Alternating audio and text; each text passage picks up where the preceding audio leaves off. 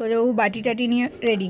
তার কারণ হচ্ছে এই যে ও তো আবার কড়াইতে মাঝে মধ্যে খায়, এই যে আইসক্রিম খাবে, তার জন্য উনি রেডি। তো দাও, আইসক্রিমটা একটু গলতেও তো টাইম লাগবে নাকি। এই যে আমাদের আইসক্রিম, হ্যাঁ আইসক্রিম তাড়াতাড়ি গলে যা। দাঁড়াও দাঁড়াও, দেবো দেবো, তোমার আইসক্রিম কেউ খাবে না, দাঁড়াও দাঁড়া, রুকো জরা, দাঁড়াও। ওই যে দোকানের লোক এসে, আমি দোকানের লোককে আগে দিয়ে আসি, দাঁড়াও। আমার সোনা হাতটা এরকম করে বসে রয়েছে, এনো আমা দেবো, এনো।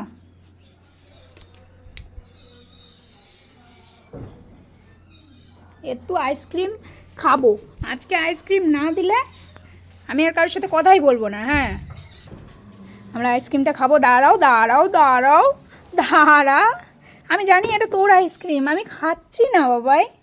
নাই মাঝে মধ্যে একটু হ্যাংলামো করে খেয়ে নিই তোর আইসক্রিম, সেটা অন্য কথা। তো তার মানে এটা না যে আমি সবসময় হ্যাংলামো করি তোর সাথে।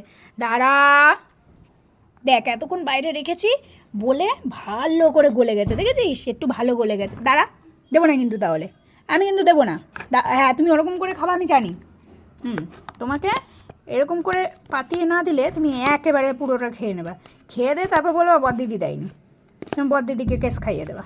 হ্যাঁ,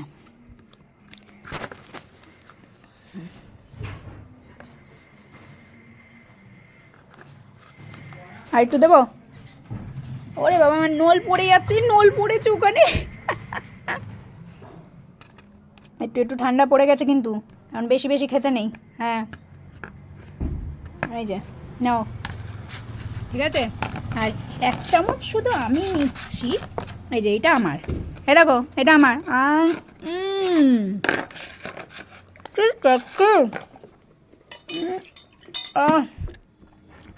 হেভি টেস্টি, হেভি টেস্টি।